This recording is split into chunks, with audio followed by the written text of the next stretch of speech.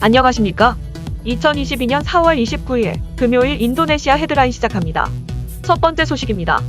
인도네시아 코로나19 확진자가 총 604만 5,043명으로 늘어났으며 이 중 사망 15만 6,163명, 완치 587만 9,141명으로 집계되어 2.6%의 치사율을 보이고 있습니다.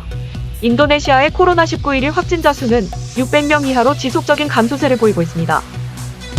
인도네시아 의사협회 이사회 회장은 르바란 연휴 이후 코로나가 급증하지 않으면 코로나19가 풍토병 단계에 들어갈 수 있다고 말하였습니다.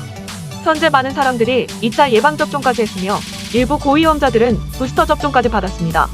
따라서 지역사회가 서로 섞였다가 다시 되돌아온 후에도 코로나가 늘어나지 않으면 풍토병으로 전환을 검토할 수 있습니다.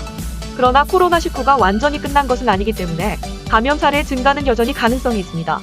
의사협회는 연휴 이후 코로나 감염의 급증을 대비하기 위해 의료시설의 준비회람을 발송하였으며 의료장비와 의료인들 모두 만전에 기할 것을 지시하였습니다. 마지막으로 코로나19가 풍토병으로 전환하기 위해서는 5가지 조건을 제시하였는데 첫 번째는 지역사회 전파율이 1 미만이 되어야 합니다. 두 번째는 세계보건기구가 정한 기준치에 따라 코로나19 양성률이 5% 미만이어야 합니다. 세 번째는 입원율이 5% 미만이어야 하며 네 번째는 사망률 3% 미만이어야 합니다. 마지막 5번째는 모든 지역에서 사회적 활동 제한이 1단계에 머물러 있어야 합니다. 조코위 대통령은 마스크 착용 의무화 정책을 가장 마지막에 폐지하게 될 것이라고 밝혔습니다. 코로나19가 풍토병으로 전환되어도 마스크는 마지막까지 유지하다 폐지하게 될 것이라고 밝히며 인도네시아는 다른 나라들처럼 되게 하고 싶지 않다고 말하였습니다. 한편 많은 역학조사관들이 코로나19 감염자가 감소하였으니 방역규칙을 완화하자고 제안한 바 있으며 정부도 르바란 연휴 이후 규제 완화 가능성을 검토하게 될 것입니다. 전세계 코로나19 1일 신규 감염자 순위에서 우리나라가 1위를 차지하였습니다. 26일 기준 한국은 8만 301명의 1일 추가 확진자가 발생하였습니다. 호주는 3만 6,350건으로 2위를 기록하였으며 이어 일본이 2만 8,495명으로 3위가 되었습니다. 그 뒤로는 태국, 이어 러시아, 뉴질랜드, 대만, 오스트리아 순입니다. 인도네시아는 576명으로 21위를 기록하였습니다. 영국에서 16개월 동안 코로나19의 양성 반응을 보인 사례가 처음으로 확인되었습니다. 재감염이 아닌 한 번의 감염이 계속 이어진 사례로 2020년 초부터 2021년 사망할 때까지 양성 반응을 보였습니다. 영국 의료진은 이 같은 장기 감염은 드문 사례라고 말했습니다. 영국 세인트 토마스 병원 연구팀은 유럽 임상미생물학 및 감염병학회에서 505일간 코로나19에 감염된 환자의 사례를 발표할 예정입니다. 해당 환자는 기저질환자로 2020년 초 처음으로 확진 판정을 받고 72주 동안 정기검사와 치료를 위해 병원에 방문했지만 2021년 사망할 때까지 총 50차례 검사에서 모두 양성 반응이 나왔으며 항바이러스제를 투여해도 완치 판정을 받지 못했습니다. 이는 바이러스가 체내에서 사라졌음에도 증상이 지속되는 롱 코비드 후유증과는 다릅니다. 이러한 사례는 드물지만 간과해서는 안 된다는 게 전문가들의 의견입니다. 연구팀은 오랫동안 감염될 경우 바이러스는 인간 숙주에 지속적으로 적응하고 있다는 뜻이라고 설명하였으며 코로나 바이러스가 새로운 돌연 변이를 일으킬 가능성도 매우 높아진다고 말하였습니다. 연구팀은 최소 8주 이상 코로나 양성 반응을 보인 9명 환자의 코로나19 바이러스를 분석했습니다. 이들은 암, 장기 이식 등 지병으로 인해 면역 체계가 약화된 상태였습니다. 평균 감염 기간은 73일이고 2명은 1년 이상 감염이 지속되었습니다.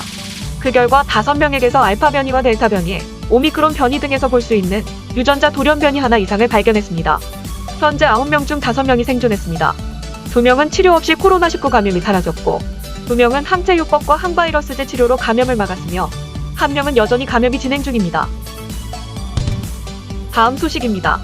올해 G20 의장국인 인도네시아가 우크라이나 침공과 관련해 참석 폐지 압박을 받던 블라디미르 푸틴 러시아 대통령에게도 발리 정상회의 초청장을 발송했다고 밝혔습니다. 비동맹 중립 외교를 고수해온 인도네시아가 모든 회원국을 초청하는 게 의장국의 의무임을 명확히 하며 미국 등 서방의 푸틴 배제 압박을 일축한 것이어서 주목되고 있습니다. 인도네시아 재무부 장관은 워싱턴 DC에서 열린 G20 재무장관 중앙은행 총재 2차 회의 다음 날인 21일 기자들에게 이같이 말했습니다. 올해 G20 정상회의는 11월 15일부터 16일까지 인도네시아 발리에서 열립니다. 스리 물야니 장관은 모든 G20 회원국 정상에게 수개월 전 이미 초청장을 발송했다며 정상회의를 하면서 급박하게 초청장을 보낼 수 있겠느냐라고 했습니다. 인도네시아 정부는 G20 재무장관 중앙은행 총재 2차 회의 후 발표한 의장국 성명에도 푸틴 대통령을 포함해 모든 정상을 초청한다는 입장을 밝혔습니다. 인도네시아 정부는 성명에서 의장국은 모든 G20 회원국을 회의에 초대하고 해결책을 찾기 위해 효과적인 논의를 할 의무가 있고 모든 구성원의 견해가 필요하다고 강조했습니다. 특히 우크라이나 전쟁과 관련해서는 G20 회원국들은 인도주의적 위기와 경제적 영향에 대해 깊은 우려를 하고 있으며 전쟁 관련 조치로 세계 경제 회복이 막힐 것이라는 견해를 공유했다고만 적었을 뿐 러시아를 직접적으로 비난하는 내용은 포함되지 않았습니다. 그러면서 이번 2차 회의에서 인플레이션 우려, 팬데믹 대응 격차 해소를 위해 세계은행에 기금을 설치하는 방안 등을 논의했다고 회의 내용을 요약했습니다. 한편 지난 20일 열린 G20 재무장관 중앙은행 총재 2차 회의에서 러시아 측이 발언하자 제닛 옐런 미 재무장관과 제롬 파월 미 연방준비제도 의장 등 서방 국가 대표들이 회의장에서 퇴장하였고 이어 21일 미국 워싱턴 DC에서 열린 국제통화기금 회의에서도 러시아 대표 연설 때 홍남기 한국 부총리 겸 기획재정부 장관을 포함해 미국, 영국, 일본, 캐나다 등 주요 7개국 대표 등이 회의장에서 퇴장했습니다. 다음 소식입니다. 미래에셋증권은 자체 제작한 웹드라마 미래의 회사에 최근 인도네시아어 자막 서비스를 추가하였습니다. 해당 웹드라마는 조회수 40만 회를 돌파하는 등 국내외에서 관심을 받고 있습니다. 미래에셋증권이 유튜브 채널 스마트머니에서 공개한 이번 웹드라마는 주식투자 열풍 속 증권사 리서치센터에서 벌어지는 일을 배경으로 합니다. 증권사의 꽃으로 불리며 투자자에게 정보를 분석, 전달하는 애널리스트의 일상과 희로애락을 담았습니다. 증권사 직원의 실제 업무에 대한 궁금증과 함께 국내를 비롯한 해외 투자자들로부터도 클릭을 유도하고 있습니다. 이처럼 웹드라마가 인기를 끄는 가운데 미래에셋증권이 인도네시아어 자막 서비스까지 결정한 데는 지속해서 증가하는 투자 인구 때문입니다. 인도네시아의 투자 인구는 지난해 12월 기준 약 730만 명으로 전년 말 대비 89%나 늘었습니다. 이는 2억 7천만 명 인구 대비 2.7%로 미미한 수준인 만큼 투자자 저변 확대 가능성이 매우 큽니다. 또한 소득 수준이 늘고 저금리 등의 영향으로 투자에 대한 관심이 증가하고 있어 그 기대치는 더욱 커지고 있습니다. 게다가 미래에셋증권은 인도네시아 증권시장에서 지난 2020년 말 연간 거래대금 기준 최초로 시장 점유율 1위도 차지하였고 2021년 역시 1위를 고수하며 한 해를 마감했습니다. 그러나 인도네시아 시장에 대한 기대를 품고 있는 증권사는 미래에셋증권뿐만이 아닙니다. KB증권을 포함한 여러 업계가 발빠르게 추격하고 있습니다. 이에 미래에셋증권은 K 콘텐츠 인기에 힘입어 유튜브 채널 웹드라마 자막 서비스로 투자자에게 친숙하게 다가가는 것은 물론 콘텐츠 위상까지 선점할 계획입니다. 미래에셋증권 관계자는 인도네시아에서 K 콘텐츠가 뜨면서 웹드라마에 대한 인기도 상당하다며 인도네시아어로 댓글까지 달리고 있다고 말했습니다. 다음 소식입니다. 인도네시아 정부는 가루다 국영 항공사의 정상화를 위해 7.5조 루피아의 국가 구제금융을 투입하기로 결정하였습니다. 인도네시아 하원위원회는 국영 가루다 항공사의 정상화를 위한 7.5조 루피아를 제공하는 국가예산 지출 계획에 최종 승인하였습니다. 국가구제금융위원회는 가루다 항공이 채권자들의 합의를 이끌어내면 구제금융이 지급될 것이라고 밝혔습니다.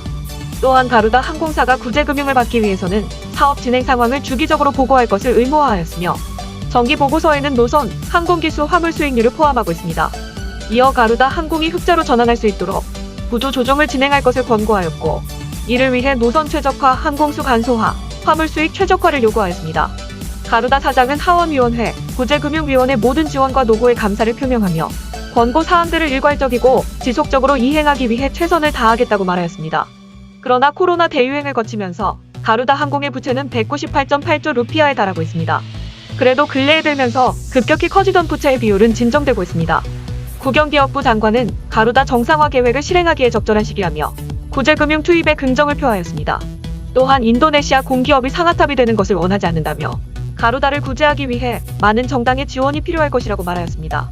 이어 가루다 항공이 구제금융위원회의 권고에 따라 적자 기업 지배 구조를 개선할 것이라고 덧붙였습니다.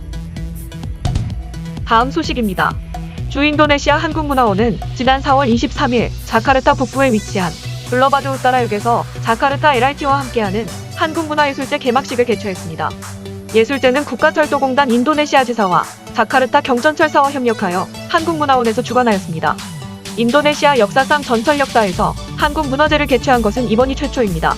많은 사람들이 이용하는 전철에서 한국문화예술 홍보 행사를 개최하였으며 지난 1학기 동안 진행된 문화원 문화강좌에 종강 발표회도 같이 진행하였습니다. 개막식에는 한국인 태권도 사범이 이끄는 유소년 태권도팀이 인도네시아 전통음악과 K-팝을 접목한 태권도 댄스 공연과 시범을 선보여 큰 환호를 받았으며 문화원의 K-팝 아카데미 수료생으로 구성된 K-팝 커버 댄스팀이 특별 출연하여 분위기를 북돋웠습니다.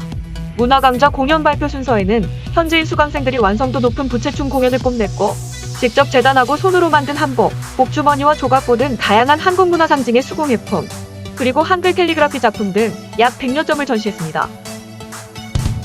다음 소식입니다. 지난 일요일 심각한 멸종 위기 종인 수마트라 호랑이 3마리가 덫에 걸린 후 숨진 채 발견됐다고 경찰이 밝혔습니다. 만연한 삼림벌채로 인해 호랑이의 자연 서식지가 줄어들고 있으며 지역 주민들과의 갈등이 증가하면서 수마트라 호랑이는 현재 약 400마리가 남아 있습니다. 호랑이 사체 신고는 아체주에서 환경보호가로 활동 중인 동물보호단체 회원들에 의해 이뤄졌으며 초기에는 2마리만 발견되었습니다. 현장에 출동한 경찰은 동부 아체주의 파묘농장에서 강철 물매로 발이 묶인 상태로 외관이 온전하게 죽은 호랑이 사체 2마리를 발견하였다고 밝혔습니다. 몇 시간 후 경찰은 2마리의 호랑이가 발견된 곳에서부터 500m 떨어진 장소에서 죽은 호랑이 1마리를 추가로 발견하였으며 마지막에 발견한 호랑이는 처음 발견한 2마리와 달리 부패가 심하게 진행되었다고 밝혔습니다. 현지 경찰청장은 호랑이들이 팜농장에 설치된 멧돼지 덫에 걸려 죽은 것으로 보이지만 정확한 원인 파악을 위해 부검을 할 것이라고 밝혔습니다. 한편 국제자연보전연맹의 조사에 따르면 수마트라 호랑이는 매년 10마리씩 개체수가 줄어들고 있으며 덫에 위에 발이 달린 호랑이가 종종 목격된다고 밝혔습니다. 또한 안타라통신은 특별히 몸에 이롭다는 과학적 증거가 없음에도 불구하고 중국 등지에서 호랑이 신체 부위를 약재로 사용하고 있어 밀렵꾼들의 표적이 되고 있다고 보도하였습니다. 다음 소식입니다. 투자조정부 장관은 테슬라의 대표인 앨런 머스크를 미국 방문 중에 만났습니다. 만남 이후 머스크는 5월 중순에 테슬라 팀을 인도네시아로 보내 투자할 장소를 모색하라고 지시하였습니다. 이번에 거론되고 있는 지역은 두 곳으로 깔리만탄 북부와 술라웨시입니다. 이 두 곳은 모두 전기 자동차 배터리 원료를 채광하고 처리하는 곳입니다. 머스크가 인도네시아에 투자할 때 가장 중요하게 생각하는 것은 니켈, 망간 및 코발트 광맥으로 최대한 많은 매장량이 있는 곳을 원하고 있습니다. 그러나 머스크는 작년에도 인도네시아에 투자하겠다고 하였다가 돌연 인도로 투자처를 갑자기 선회하였으며 올해 초에도 스페이스X 발사장을 적도에 위치한 인도네시아에 건설하겠다고 공공연히 알리더니 돌연 취소하였습니다. 이런 가운데 머스크는 투자조정부 장관을 만난 이후 발빠르게 인도네시아에 투자할 계획을 만들고 있습니다. 주미 인도네시아 대사는 머스크를 만나 투자 의향에 대해서 들었지만 어느 정도의 규모에 대해서는 언급을 피하고 있다고 말하였습니다. 머스크는 배터리 공장 건설 외에도 전기 자동차 생산 공장 건설에도 관심이 있다고 밝혔습니다. 대사는 머스크가 인도네시아에 공장을 세우게 되면 아시아 시장을 공략하게 될 것이고 그 규모는 연간 약 500만 대 생산에 이를 수 있다고 말하였습니다. 한편 인도네시아에 테슬라 공장이 세워지는 것과 그 규모에 대해서는 머스크가 보낼 테슬라 팀의 답사 이후에 명확하게 협의될 것으로 보입니다. 시청해주셔서 감사합니다. 다음 시간에 뵙겠습니다.